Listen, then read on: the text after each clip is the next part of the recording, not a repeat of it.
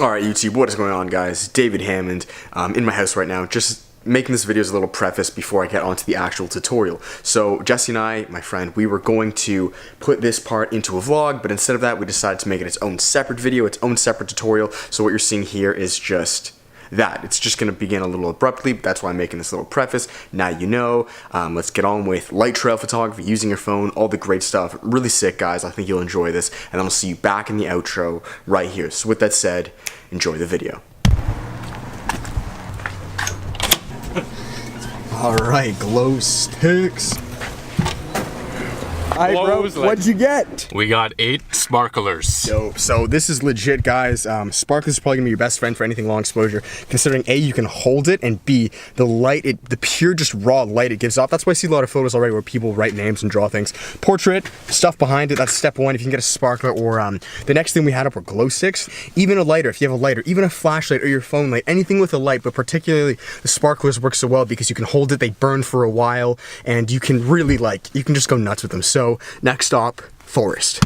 Alright, so we're now at the spot. It's just over there. One more thing, guys, is obviously it's kind of cool. You can see a light that's lighting me. With any long exposure, especially with these, with portraits where we're using the glow sticks or anything in the background, we need something to illuminate our face, right? Otherwise, if it's just on the back, you won't see. You're just going to be a silhouette. So with that reason, you can use many things. Super simple. You guys have a phone. Turn on the flashlight on your phone. It's probably pretty blinding.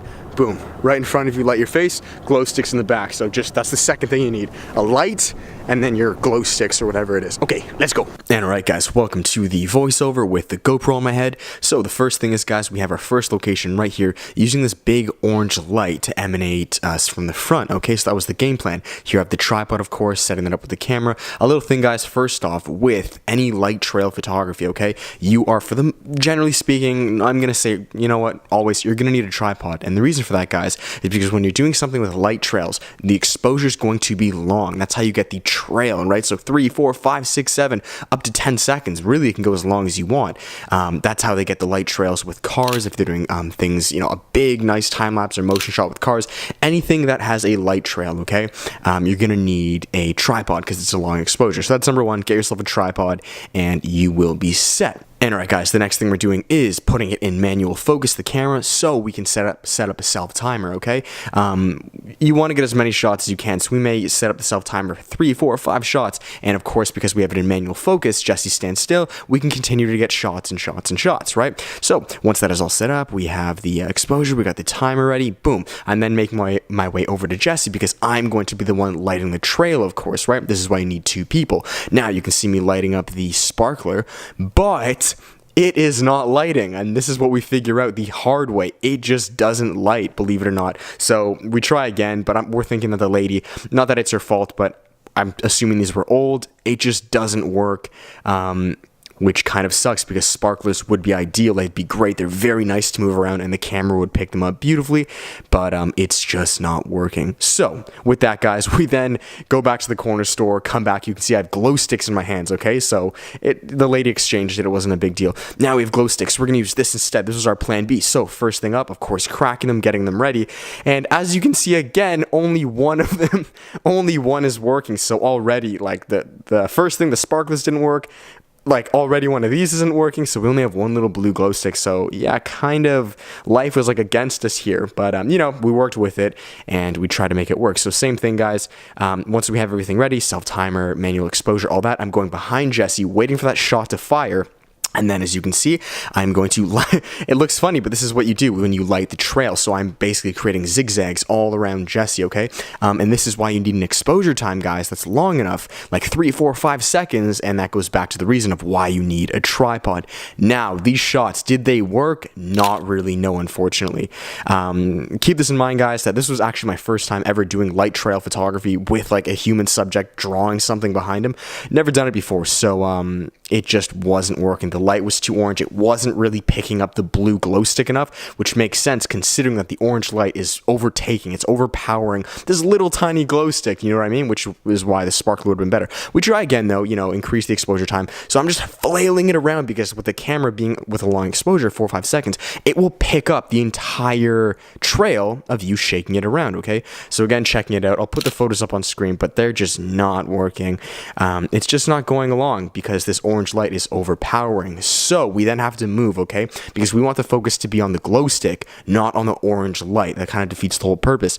So we are now in pitch black pretty much. We just went deeper into the forest because we needed that orange light gone. Okay, so what we're doing instead is, if you can see in Jesse's hand, we're using his phone light to light his face. Because like we said before, guys, you need some sort of light that's lighting you from the front to light your subject alongside with the glow sticks or whatever it is in the background. Otherwise, your subject will be complete black and it'll be a silhouette unless that's what you're going for. So we have Jesse's light, which is much more subtle. It's much smaller. It's much softer than that huge orange overpowering light. What we did is we got Jesse to hold it, quite far away from his face. Just have a nice little tiny light. And then the second thing, guys, after that was, instead of the glow sticks, because it just was not powerful enough, it was not picking up, what we did instead was we ended up using my phone, okay? We used my phone light. So once I set up the timer, the same thing, manual exposure, all that, I'm going behind Jesse, and now I'm getting my flashlight ready, and I'm using my phone doing the exact same thing and sparkling it up in the air, creating circles, zigzags, everything like that. And keep in mind, this is again my first time ever doing this, so I had no clue if this was going to turn out or not.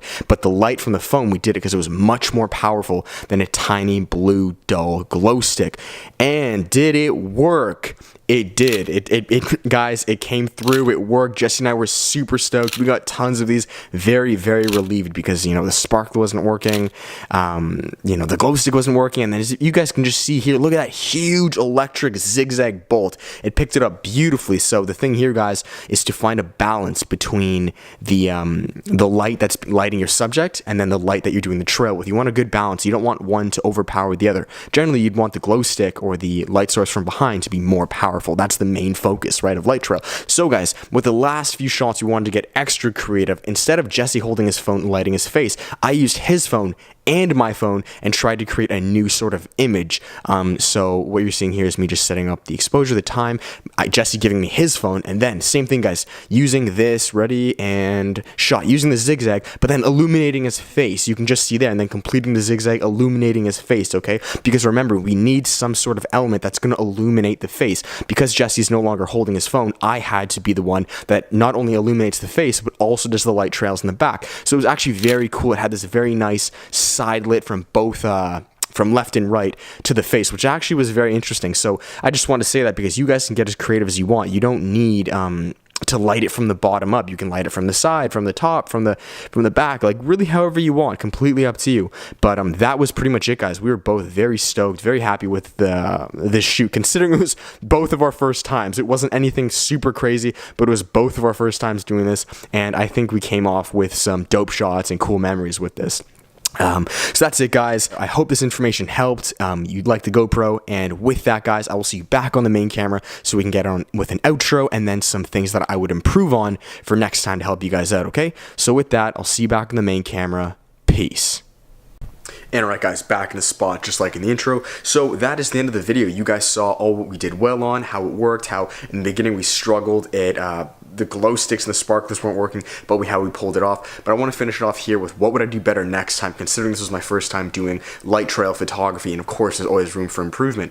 The main thing I can think of, guys, is using more light sources, more props, and in particular different colors. So of course with the phone light, at least with what I know in your flashlight, it can only be white. Like you can't, I mean, maybe there are apps for it, but like you can't change it to red or orange or blue and green from what I know. So if I could bring next time lights that I knew were different colors. So instead of, you saw in the photos there, I may have changed the temperatures. Like I changed, if you notice the colors were different, guys, all I did was I changed the temperatures from maybe, to really warm or to really cool, or from magenta to green, but the light itself wasn't green, orange, blue, red. You get what I'm saying? So in the future, next time, I'd bring different colors, maybe use Jesse to have different colors. So instead of him holding the phone, which is a white light, maybe he's holding like a red light, and then I'm using blue lights in the background, just to give it more of a story, more contrast, a bit more visual interest, which is cool. Having different lights, varying lights, is very interesting. That's why downtown and stuff is so popular, because all the neon signs are so different, right? They're varying. But that's it, guys. Pretty stoked, both of us, on the end shoot, considering it's our first time. And I hope that the GoPro, this video, helped you guys. So that's it, guys. I want to thank you all for watching. If you guys did dig it, give it a thumbs up. If you guys are new to my channel, you can subscribe. Content all on photography, videography, and my lifestyle, okay? So that's it. I want to thank you guys for watching. If you guys did dig it, again, thumbs up. And I'll see you guys in the next one, right? So with that, hope you digged it. Much love. Peace.